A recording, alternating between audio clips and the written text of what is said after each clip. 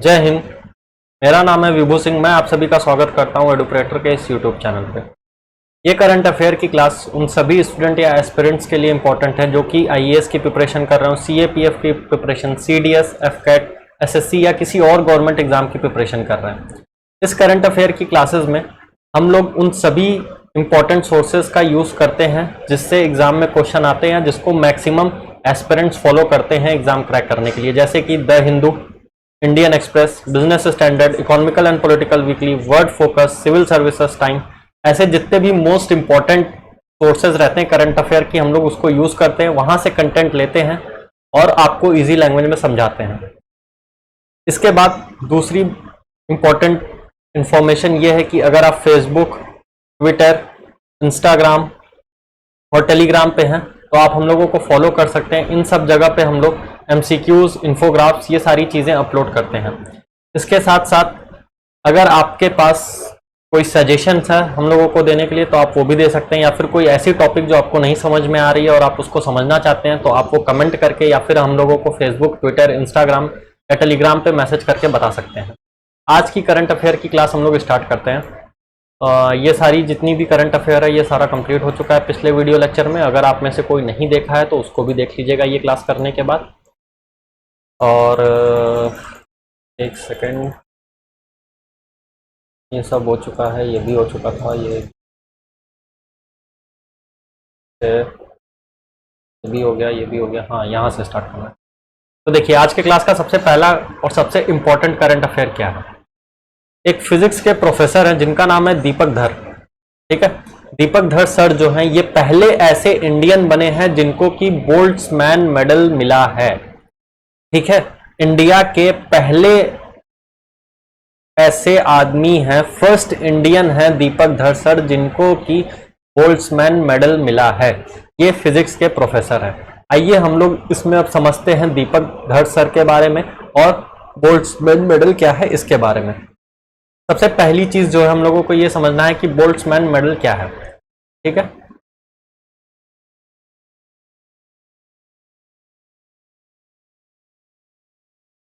Boltzmann, देखिए बात है, ये जो बोल्ट्जमैन मेडल है ये एक ऑस्ट्रिया के, कहां के, ऑस्ट्रेलिया नहीं, ऑस्ट्रिया, एक ऑस्ट्रिया के फिजिक्स के बहुत ही जाने माने आदमी थे जिनका नाम था एडवर्ड बोल्ट्जमैन। एडवर्ड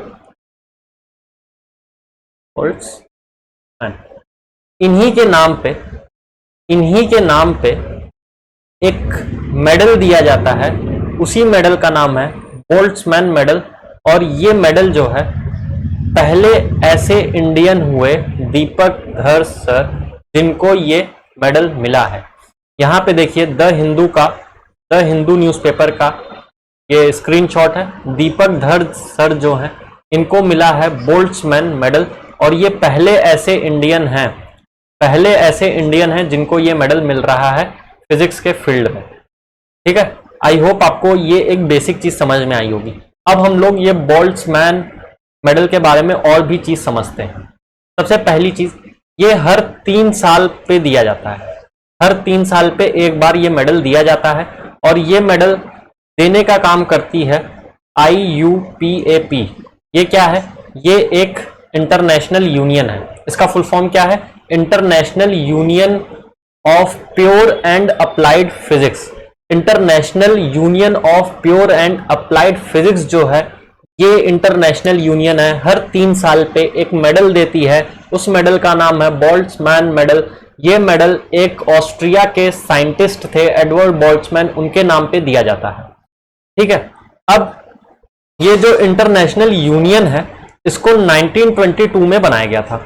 ठीक है, 1922 में जब इसको बनाया गया था तो इस इंटरनेशनल यूनियन में टोटल 13 कंट्रीज थी।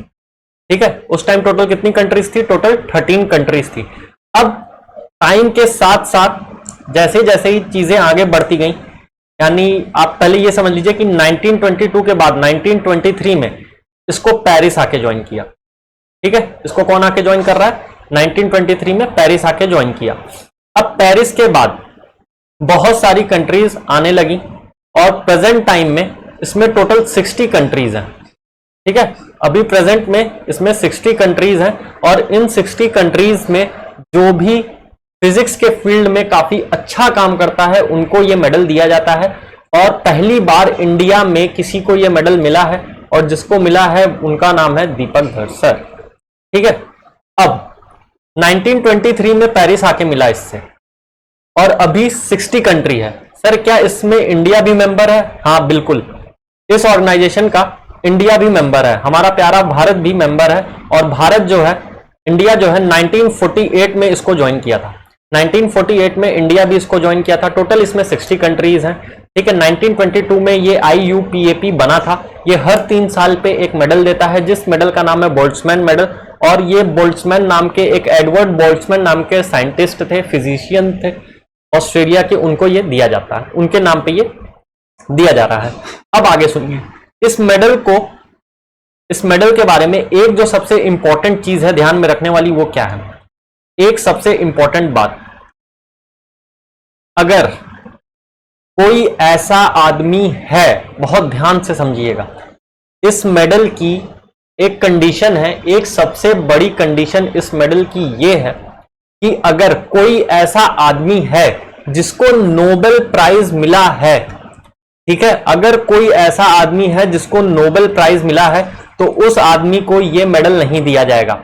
इसकी एक कंडीशन, एक जो सबसे यूनिक कंडीशन है इस मेडल की, वो ये है कि अगर आपको नोबेल प्राइज मिला है या किसी आदमी को भी नोबेल प्राइज मिला है तो उस आदमी को ये बोल्ट्जमैन मेडल नहीं मिलेगा।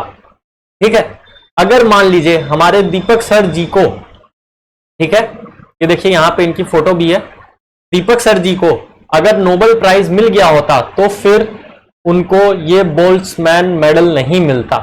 तो इस मेडल की सबसे पहली रिक्वायरमेंट ये है कि कोई भी आदमी जिसको ये मेडल दिया जाएगा उसको नोबेल प्राइज न मिला हो। ठीक है, तो ये एक बहुत ही यूनिक इंफॉर्मेशन है इस मेडल के बारे में। ठीक है अब ध्यान से सुनिएगा, इस मेडल की शुरुआत कब हुई है ना, इस मेडल की शुरुआत कब हुई? तो आप लोगों को अभी बताए हैं कि 1922 में ये जो इंटरनेशनल यूनियन था, इन्होंने ये इंटरनेशनल यूनियन जो था इन्होंने शुरुआत किया था। इस मेडल को देने की शुरुआत की गई थी 1975 में।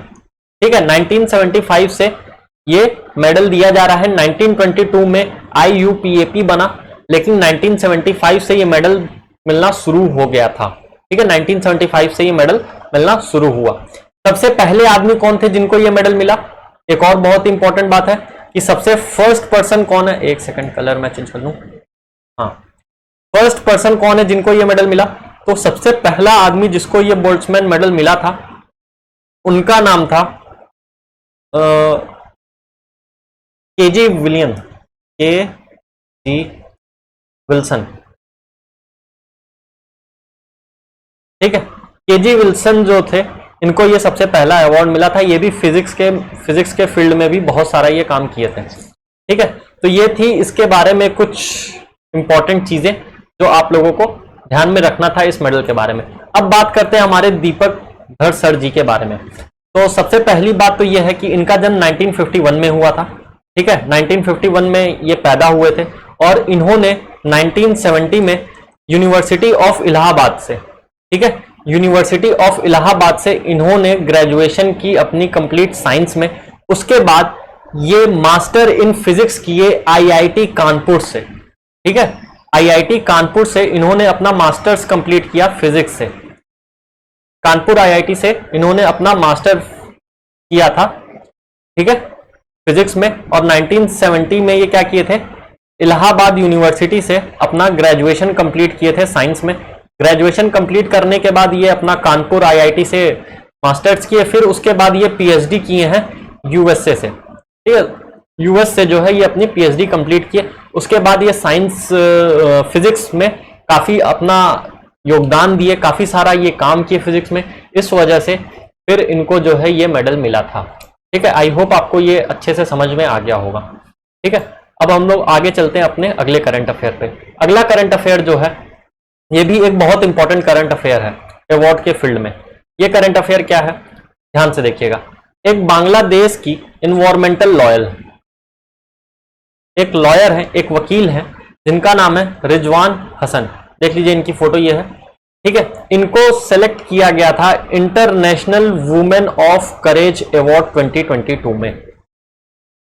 International women of courage award 2022 के लिए एक बांग्लादेश की लॉयर हैं जिनका नाम है रिजवान हसन, उनको सेलेक्ट किया गया था, ठीक है।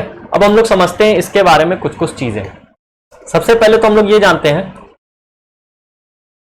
कि रिजवाना हसन कौन है। देखिए ये एक लॉयर है, पेशे से ये एक वकील है। कहाँ की रहने वाली है? बांग्लादेश की ये रहने वाली है, ठीक है। बांग्लादेश की ये रहने वाली है, ये एक वकील है।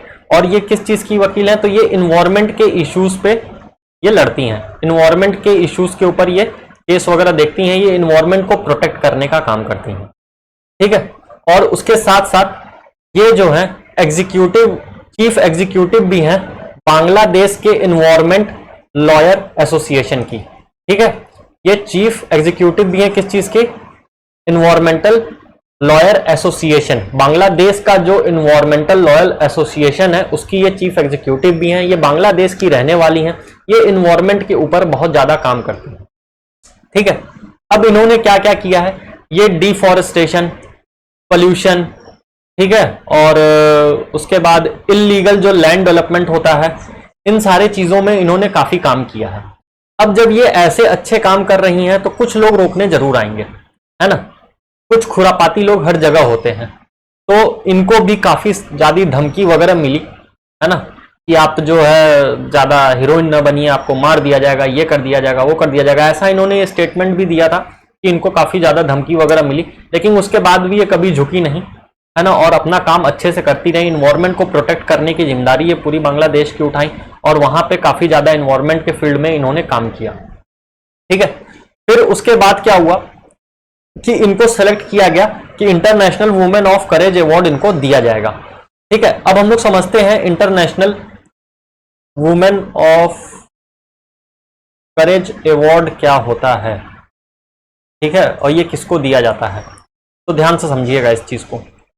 देखिए सबसे पहली चीज जो इसमें हम लोगों को ध्यान में रखनी है कि ये अवार्ड जो है यूएस देता है, ठीक है। यूएस डिपार्टमेंट ऑफ स्टेट जो है ये अवार्ड देता है। ये अवार्ड इसलिए दिया जाता है कि अगर कोई ऐसी वुमेन है जो बहुत अच्छा काम कर रही है बिना अपने बारे में सोचे हुए, तो उसको ये यूएस का जो डिपार्टमेंट है वो उनको खोजता है और उनको ये अवार्ड देता है, ठीक है, कि आप बहुत अच्छा काम कर रही हैं, आप बहुत करेजियस काम कर रही हैं, आपको इतनी सारी धमकी मिली, उसके बाद भी आप इन्वायरमेंट को प्रोटेक्ट करने का काम कर रही हैं। और ऐसा नहीं है आप कोई खराब काम कर रही हैं, आप इन्वायरमेंट को अच्छी करने की कोशिश कर रही हैं, आप डिफॉरेस्टेशन को रोक रही हैं, आप पोल्यूशन को रोक रही हैं, ठीक है, आप इलीगल लैंड डेवलपमेंट एक्टिविटीज जो चल रही है उसको रोक रही हैं। तो आपको तो सम्मानित किया ही जाना चाहिए और आप आइए और हम आपको सम्मानित करेंगे। तो international women of courage award जो है इस बात से रिजवान हसन जी को दिया गया, जो कि एक बांग्लादेशी लॉयर हैं और ये इन्वायरमेंट इश्यूज के ऊपर करती हैं। इसमें ये जो अवार्ड है ये अभी तक 170 वुमेन्स को दिया गया है और ये 170 वुमेन्स 80 अलग अलग कंट्रीज की हैं, ठीक है। तो ये कुछ था इस करंट अफेयर से रिलेटेड। अब अगला जो करंट अफेयर है ये भी अवार्ड से ही रिलेटेड है। ये करंट अफेयर क्या है इसको ध्यान से देखिए और समझिए। The Norwegian academy of science and letters, ठीक है, ये जो एकेडमी है इन्होंने एल्बल प्राइज ऑफ ईयर 2020 जो है ये भी एक अवार्ड है। एल्बल प्राइज ऑफ ईयर 2022 ये एक अवार्ड है। इस अवार्ड को Norwegian academy of science and later देती है। तो इस बार ये किसको मिला है? तो अमेरिका के एक मैथमेटिशियन है जिनका नाम है डेनिस कर्नेल सुलिवन। इनको डेनिस जी को एल्बल प्राइज जो है, जो कि Norwegian academy of science and letters देती है, इनको ये अवार्ड दिया गया है, ठीक है। बस नाम आप ध्यान रखिएगा कि किसको मिला है, तो डेनिस जी को मिला है, ठीक है। एल्बल प्राइज जो है ये इनको मिला था। ये अमेरिका के एक मैथमेटिशियन है और Norwegian academy of science and later जो है वो इस अवार्ड को देती है, ठीक है। इसके बाद हम लोग चलते हैं अपने अगले करंट अफेयर पे। अगला करंट अफेयर बहुत ही इंपॉर्टेंट करंट अफेयर है। करंट अफेयर क्या है ध्यान से सुनिए। देवेंद्र झझरिया, ठीक है, ये पहले पैरा एथलीट हैं, देवेंद्र झझरिया जी पहले पैरा एथलीट हैं जिनको पद्म भूषण अवार्ड मिला है। ठीक है, ये क्या है, ये एक पैरा एथलीट है, इंडिया के पहले ऐसे पैरा एथलीट हैं जिनको पद्म भूषण अवार्ड मिला है। ठीक है, आप लोगों को मालूम है कि पैरा ओलंपिक्स भी होता था, तो उसमें इन्होंने पार्टिसिपेट किया था और मेडल जीता था। इसी वजह से इंडिया में भी इनको सम्मानित करने के लिए पैरा एथलीट जो थे देवेंद्र झाझरिया सर जी, उनको जो है एक ऑनर देने के लिए, उनको एक रिस्पेक्ट देने के लिए कि आप पैरा ओलंपिक्स में गए और जो है आपने मेडल जीता इंडिया के लिए, तो आपको जो है पद्म भूषण अवार्ड दिया जाएगा। ठीक है, अब हम लोग समझते हैं पद्म भूषण या भूषण अवार्ड क्या होते हैं। देखिए, इंडिया का जो सबसे प्रेस्टिजियस अवार्ड होता है, ठीक है, जो सबसे हाईएस्ट सिविलियन अवार्ड होता है वो होता है भारत रत्न। ठीक है, भारत रत्न जो होता है ये इंडिया का सबसे बड़ा सिविलियन अवार्ड है। ठीक, उसके बाद जो सेकंड नंबर पे जो सेकंड हाईएस्ट सिविलियन अवार्ड्स होते हैं वो होता है पद्म अवार्ड।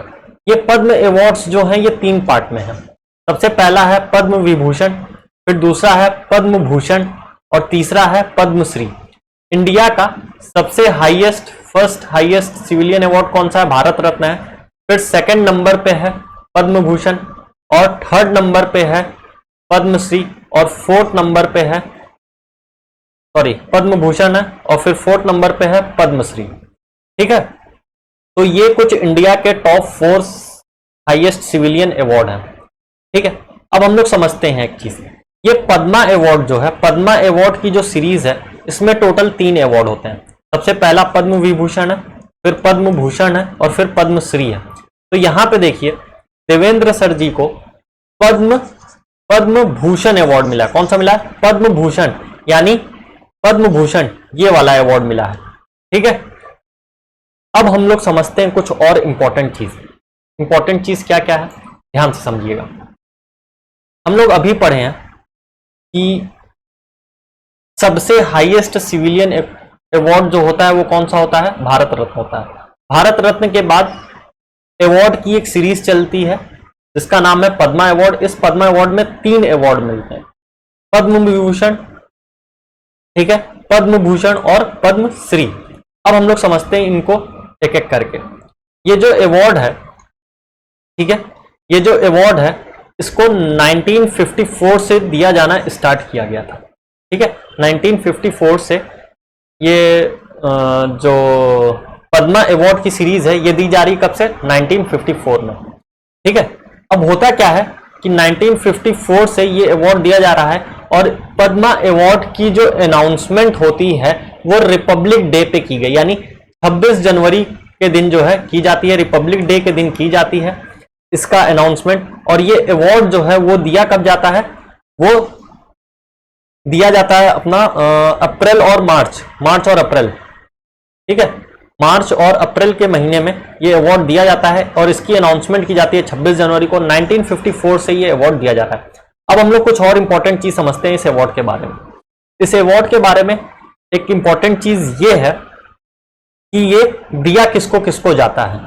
ये दिया जाता है उन सभी लोगों को जो कि आर्ट के फील्ड में, सोशल वर्क के फील्ड में, ठीक है, सोशल वर्क के फील्ड में, पब्लिक अफेयर के फील्ड में, साइंस के फील्ड में, इंजीनियरिंग के फील्ड में, ट्रेड के फील्ड में, इंडस्ट्री के फील्ड में या मेडिसिन के फील्ड में, लिटरेचर के फील्ड में, एजुकेशन के फील्ड में, स्पोर्ट के फील्ड में, ठीक है, सिविल सर्विसेज के फील्ड में, इन सारे जगहों में जो बहुत अच्छा काम करता है उसको पद्म अवार्ड दिया जाता है। ठीक है, और ये जो पद्मा अवार्ड है ये कितने पार्ट में डिवाइड है? ये 3 पार्ट में डिवाइड है। सबसे पहला जो है वो पद्म विभूषण है, सेकंड है पद्म भूषण और थर्ड है पद्मश्री। तो इसको आप ध्यान रखिएगा, कभी जो है हम तीनों अवार्ड के ऊपर अलग से वीडियो लेक्चर लेके आएंगे।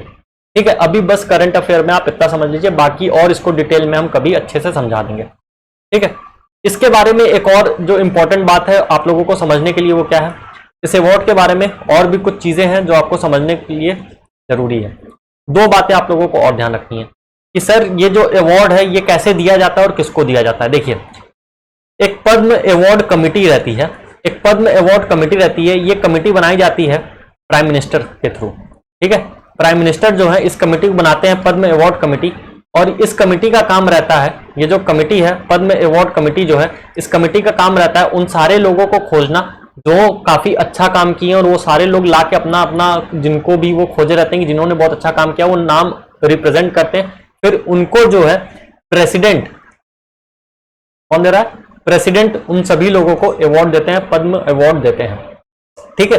तो ये पद्मा अवार्ड कमेटी का काम रहता है रिकमेंड करने का कि कौन कौन अवार्ड दे रहा है, ठीक है। ये जो है प्राइम मिनिस्टर इस कमेटी को बनाते हैं और प्राइम मिनिस्टर इसके हेड रहते हैं, और उसके साथ साथ इस अवार्ड को देते हैं प्रेसिडेंट।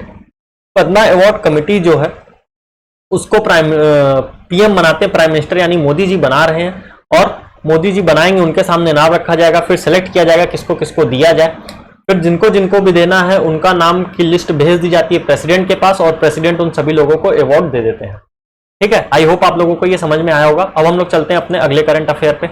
अगला करंट अफेयर क्या है, ध्यान से सुनिएगा। अगला करंट अफेयर ये है कि सुरेश रैना, आपको मालूम है कि इंडिया के क्रिकेटर हैं सुरेश रैना जी, इनको जो है स्पोर्ट आइकॉन अवार्ड मिला है। और ये स्पोर्ट आइकॉन अवार्ड जो है इनको ये कहां से मिला है, तो मालदीव्स स्पोर्ट अवार्ड 2022 हुआ था मालदीव्स से। जो हमारे सुरेश रैना है इंडियन क्रिकेटर हैं, उनको स्पोर्ट आइकॉन अवार्ड मिला है मालदीव से, ठीक है। इस बात को आप याद रखिएगा, इंपॉर्टेंट है। इसके बाद अगला करंट अफेयर ये है कि Olympic silver medallist weight lifter, ठीक है, मीराबाई, ठीक, मीराबाई जो है ओलंपिक में ये सिल्वर मेडलिस्ट थी वेट लिफ्टिंग में। इनको जो है एक अवार्ड मिला है, उस अवार्ड का नाम है BBC Indian sports women of the year award, ठीक है।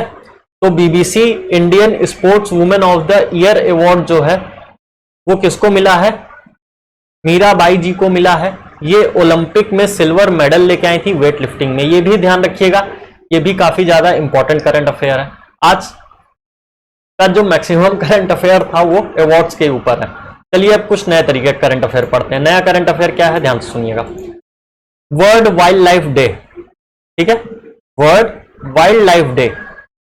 वर्ल्ड वाइल्ड लाइफ डे कब मनाया जाता है, तो ये हर साल 3 मार्च को मनाया जाता है, ठीक है। हर साल 3 मार्च को वर्ल्ड वाइल्ड लाइफ डे मनाया जाता है, और इस बार भी 3 मार्च को वर्ल्ड वाइल्ड लाइफ डे मनाया गया था।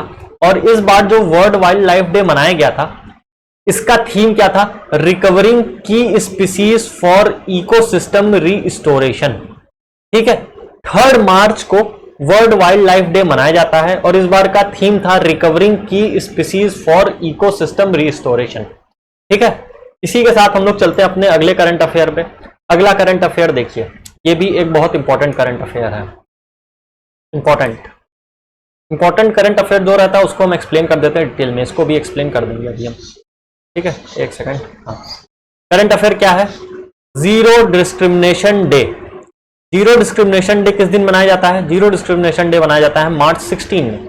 मार्च 16 के दिन जीरो डिस्क्रिमिनेशन डे मनाया जाता है, और इस बार भी 16 मार्च को जीरो डिस्क्रिमिनेशन डे मनाया गया था, ठीक है। और इस बार का थीम क्या था, रिमूव लॉज दैट हार्म, ऐसे कानून को खत्म करिए जो नुकसान पहुंचाते हैं, उसके जगह कुछ ऐसा कानून बनाइए जो कि एम्पावर करते हैं। कितनी अच्छी बात है। जीरो डिस्क्रिमिनेशन डे जो था, जो कि 16 मार्च को मनाया जाता है, ये क्या बोल रहा है, इस बार का थीम क्या था, थीम इस बार का ये था कि ऐसे लॉ को खत्म किया जाए जो कि हार्म करते हैं।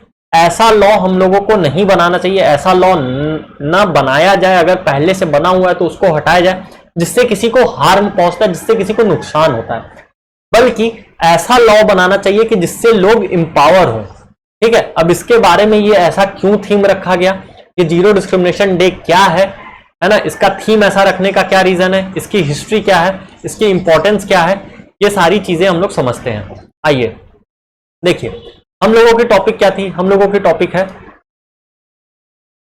Zero discrimination day. अब ध्यान से समझिएगा, जीरो डिस्क्रिमिनेशन डे क्या है। सबसे पहली चीज, इसकी डेट बता चुके हैं, इसकी थोड़ी सी हिस्ट्री समझते हैं, इसका थोड़ा सा बैकग्राउंड समझते हैं। देखिए, जीरो डिस्क्रिमिनेशन डे है, ये दिसंबर 2013 में लॉन्च किया गया था। ठीक है, दिसंबर 2013 में इसको लॉन्च किया गया था। तो इसको जिन्होंने लॉन्च किया था उनका नाम था माइकल सिडबी। माइकल सिडबी जी द्वारा दिसंबर 2013 को जीरो टॉलरेंस डे बनवाया गया। इन्होंने इस डे को मनवाना शुरू किया। अब ये कौन है, तो इनकी बात करें तो ये डायरेक्टर है। ये कोई छोटे मोटे चीज के डायरेक्टर नहीं है, ये डायरेक्टर है अनएड्स के, अनएड्स। अब ये अनएड्स क्या है और ये किस चीज के डायरेक्टर है, इसको हम समझाते हैं। उससे पहले कुछ इंपॉर्टेंट चीज आप लोगों को ध्यान में रखनी है। सबसे पहली चीज, जीरो डिस्क्रिमिनेशन डे दिसंबर 2013 से मनाया जा रहा है। इसको मनाना स्टार्ट करवाए माइकल सिडबी जी, जो कि डायरेक्टर हैं अनएड्स के। अब हम लोग इसको थोड़ा समझते हैं अच्छे से कि ये पूरा इशू है क्या। देखिए, आप सभी लोगों को मालूम होगा, जो भी HIV या जिसको भी एड्स हुआ रहता है, इनके साथ बहुत ही ज्यादा डिस्क्रिमिनेशन होता था। ठीक है, इनके साथ बहुत ही ज्यादा डिस्क्रिमिनेशन होता था।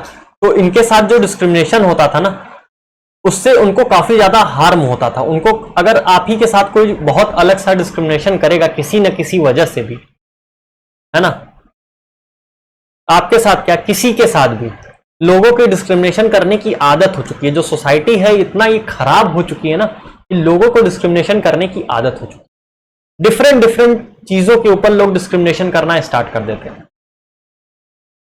आपके जेंडर आइडेंटिटी के ऊपर डिस्क्रिमिनेशन होगा, आपके रेस के ऊपर डिस्क्रिमिनेशन होगा, आप लड़के हैं तो भी हो सकता है आपके ऊपर डिस्क्रिमिनेशन हो, आपके जो है इनकम के बेसिस पे भी डिस्क्रिमिनेशन होता है, आपके जॉब प्रोफाइल के ऊपर भी डिस्क्रिमिनेशन होता है। मतलब बिना डिस्क्रिमिनेशन की आज की सोसाइटी चल ही नहीं सकती है, और ये बहुत ही ज्यादा हार्म करता है सोसाइटी के ऊपर भी, और जिसके साथ डिस्क्रिमिनेशन किया जा रहा है उनके ऊपर भी। तो मेरी आप सभी से बस इतनी ही रिक्वेस्ट रहेगी कि प्लीज आप कभी किसी के साथ डिस्क्रिमिनेट मत करिएगा। आप सभी लोग पढ़े लिखे लोग हैं, तो डिस्क्रिमिनेशन अगर कहीं हो भी रहा हो तो उसे रोकिए, चाहे वो रिलीजन के बेसिस पे हो, कास्ट के बेसिस पे हो, क्लास के बेसिस पे हो, सेक्स के बेसिस पे हो, इनकम के बेसिस पे हो, ऑक्यूपेशन के बेसिस पे हो, डिसेबिलिटी के बेसिस पे हो, बीमारी के बेसिस पे हो, किसी भी बेसिस के ऊपर अगर डिस्क्रिमिनेशन हो रहा है तो ये बहुत गलत है।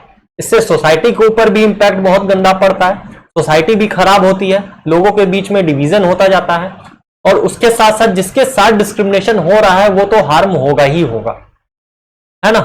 तो इन्हीं सारे चीजों को देखते हुए माइकल सिडबी जो डायरेक्टर थे अनएड के, उन्होंने देखा कि जो HIV या जिनको एड्स हुआ है उनके साथ डिस्क्रिमिनेशन बहुत ज्यादा हो रहा है। तो उन्होंने इसी डिस्क्रिमिनेशन को खत्म करने के लिए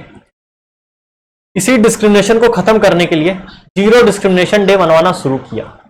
पहली बार ये जो जीरो डिस्क्रिमिनेशन डे है, इसको पहली बार 1 मार्च 2014 में मनाया गया था। ठीक है, और फिर उसके बाद ये मार्च के महीने में मनाया जाने लगा। इस बार 16 मार्च को मनाया गया है, और इस बार का क्या था, इस बार का थीम क्या था, रिमूव लॉ डेट हार्म। ऐसे कानून को हटाइए जिनसे हार्म होता है, और कुछ ऐसे लॉ बनाइए जिससे लोग इंपावर होते हैं। अब ये क्यों आया, ये आप इसको कनेक्ट कर सकते हैं ये जो था क्या कहते हैं उसको, LGBT वाला जो ग्रुप है, जो ऑर्गेनाइजेशन है, वो लोगों का जो ग्रुप रहता है, उनके लिए जो आर्टिकल 366 था वो खत्म किया गया था, सॉरी सेक्शन 377 जो था उसको खत्म किया गया था, LGBTQ वाला। इसके लिए बताया गया था कि ऐसे कानून को खत्म करिए जिससे हार्म हो, जबकि ऐसे कानून को लाइए जिससे लोगों में इंपावर हो। तो LGBT वाले जो मूवमेंट चला था उसके बेसिस पे इस बार का थीम ये रखा गया था, remove law that harm, create law that empower. ठीक है, तो आप सभी लोगों को मालूम है सेक्शन 377 खत्म कर दिया गया था। तो इसी के फेवर में जो है, इसी बात को जो है फेवर में रखते हुए, या इसी बात के ऊपर जो है इस बार का जो थीम रखा गया वो ये रखा गया था, remove law that harm, create law that empower. I hope आप लोगों को ये जो करंट अफेयर ये समझ में आया। इससे आप लोगों को एक और इम्पॉर्टेंट बात है जो ध्यान में रखनी है। वो इम्पॉर्टेंट चीज क्या है ध्यान में रखने वाली, वो ये है कि जो जीरो डिस्क्रिमिनेशन डे है, ठीक है, जीरो डिस्क्रिमिनेशन डे जो है इसका सिंबल क्या है, इसका थीम तो आप समझ चुके हैं, इसका ऑफिशियल सिंबल क्या है, तो बटरफ्लाई। ठीक है, तितली, बटरफ्लाई जो है इसका ऑफिशियल सिंबल है। ठीक है, अब हम लोग चलते हैं अपने अगले करंट अफेयर के ऊपर। अगला करंट अफेयर ये है कि इंटरनेशनल वुमेन डे जो है 8 मार्च को मनाया जाता है, और इस बार इंटरनेशनल वुमेन डे मनाने का थीम क्या है, gender equality today for sustainable tomorrow.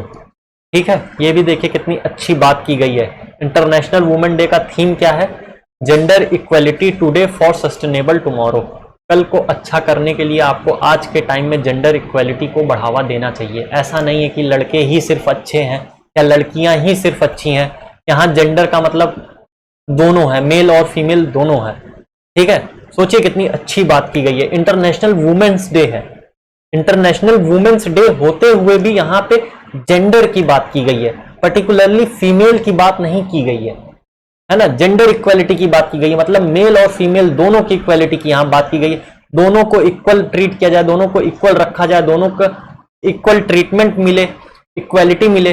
अगर जेंडर इक्वालिटी रहेगी तभी जो है आने वाला कल जो है अच्छा रहेगा। तो इंटरनेशनल वुमेन्स डे के दिन जो कि 8 मार्च को मनाया गया, उसका थीम क्या था, gender equality today for a sustainable tomorrow. ठीक है, आई होप आपको ये भी समझ में आया होगा। इसके साथ हम लोग चलते हैं अपने अगले करंट अफेयर पे। अगला करंट अफेयर क्या है, international day of action for river.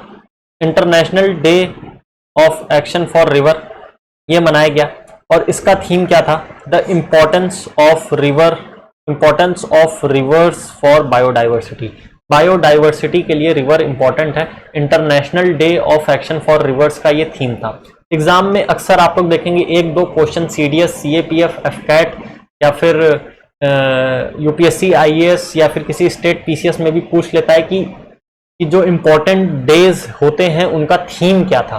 तो इसलिए थीम के ऊपर हम थोड़ा ज्यादा फोकस करते हैं, क्योंकि एक आध क्वेश्चन यहाँ से अक्सर आना फिक्स रहता है। ठीक है, अब हम लोग चलते हैं अपने अगले करंट अफेयर के ऊपर। अगला करंट अफेयर क्या है, इंटरनेशनल डे ऑफ फॉरेस्ट।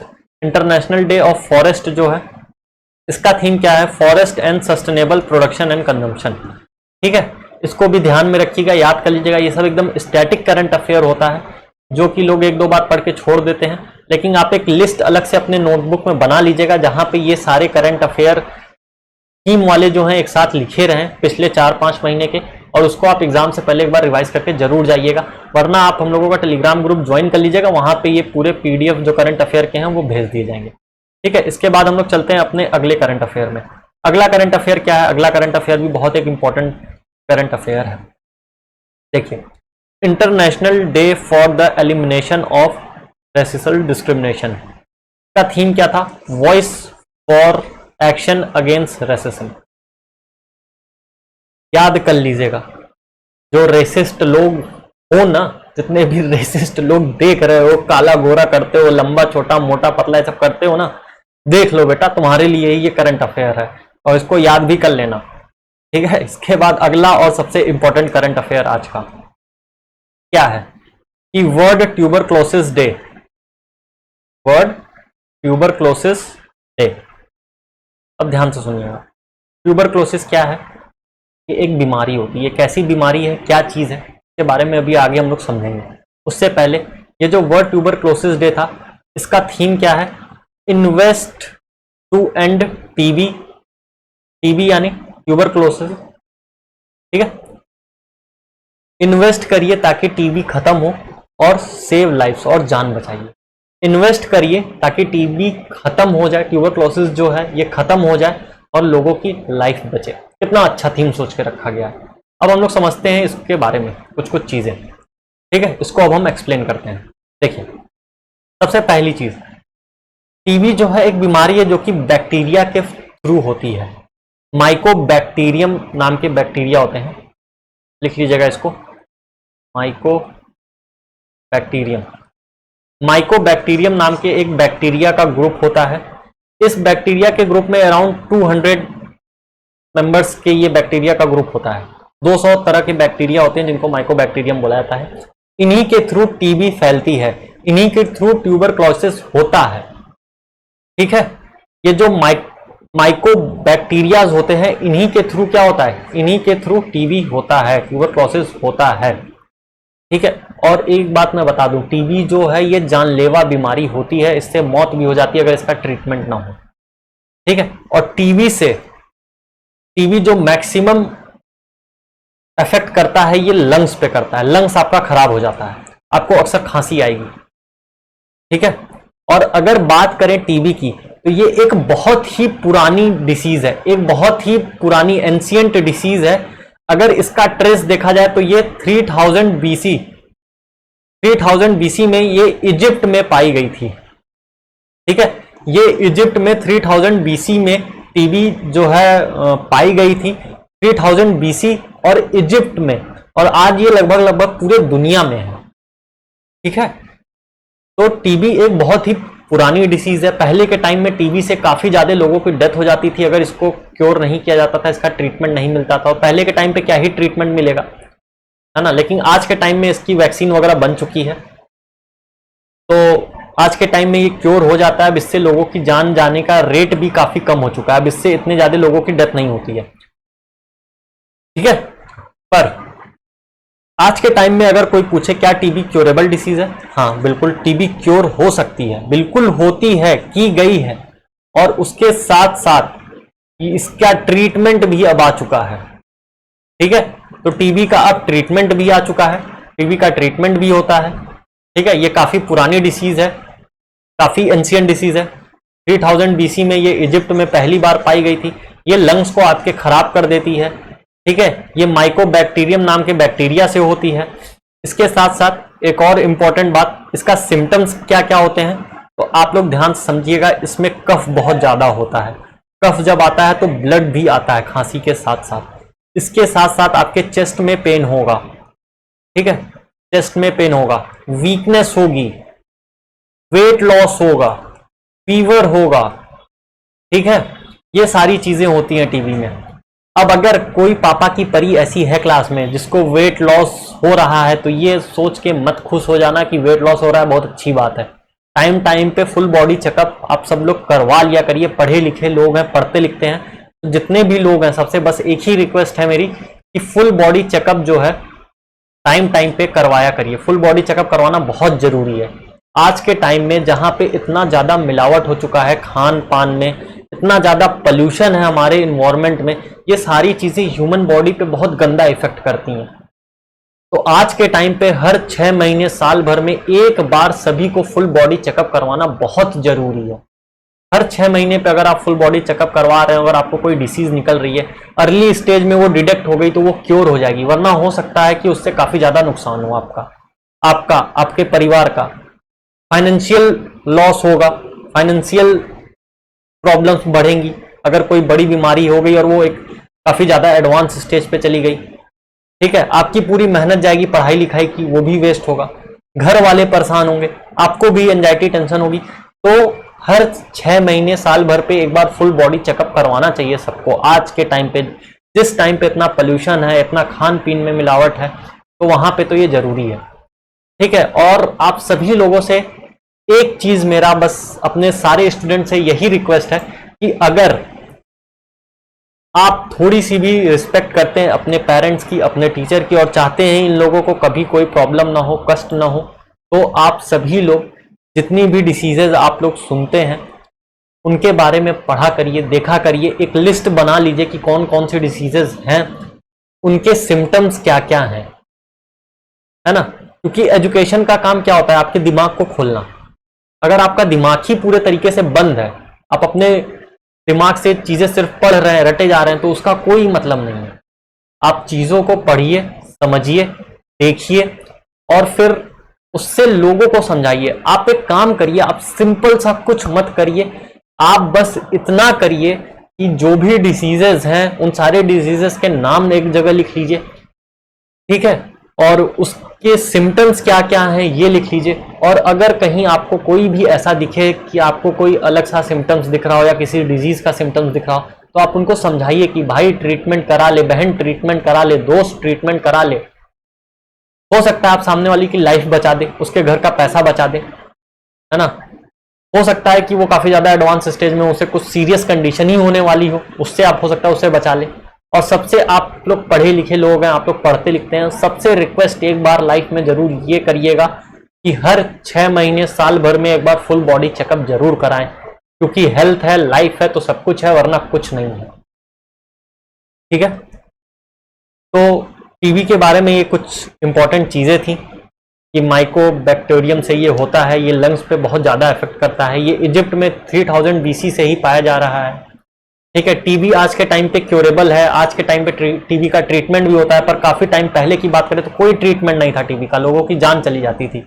और टीबी का अगर हम बात करें सिम्टम्स, तो इसमें कफ होता है, ब्लड आते हैं कफ के साथ साथ, चेस्ट पेन होता है, वीकनेस होती है, वेट लॉस होता है, फीवर होता है, तो ये सारी चीज़ें हैं, तो ये सारे सिम्टम्स हैं। आप सभी लोगों से बस इतनी रिक्वेस्ट है और एक होमवर्क मेरा करिएगा आप लोग कि जितनी भी डिसीजेज हैं उनके सिम्टम्स एक बार पढ़ लीजिएगा, और कहीं आपको ऐसा सिम्टम्स किसी में दिखे तो उसको जरूर बताइएगा, आपकी जिम्मेदारी बनती है ये। ठीक है, इसके साथ चलते हैं हम लोग अपना अगला करंट अफेयर। क्या ही है, करंट अफेयर खत्म, आज का ज्ञान यहीं समाप्त होता है। अगर आपको वीडियो पसंद आया तो चैनल को सब्सक्राइब कर दीजिएगा, वीडियो को लाइक कर दीजिए, वीडियो को शेयर करिए अपने दोस्तों के साथ, ताकि उनको भी इजी लैंग्वेज में पढ़ने और समझने में आसानी हो। और कमेंट करके बताइए क्लास कैसी लगी और करंट अफेयर समझ में आया नहीं। और इसके साथ साथ ये भी कमेंट करिए अगर आप किसी इंपॉर्टेंट टॉपिक पे चाहते हैं कि हम वीडियो बनाएं और आसान लैंग्वेज में आप तक उस वीडियो को समझाएं और पहुंचाएं, तो आप कमेंट करके बताइए। और चैनल को सब्सक्राइब कर दीजिए हमें सपोर्ट करने के लिए। आपको फ्री में इसी तरीके से करंट अफेयर की क्लासेज और भी इंपॉर्टेंट लेक्चर की क्लासेज मिलती रहेंगी। जय हिंद।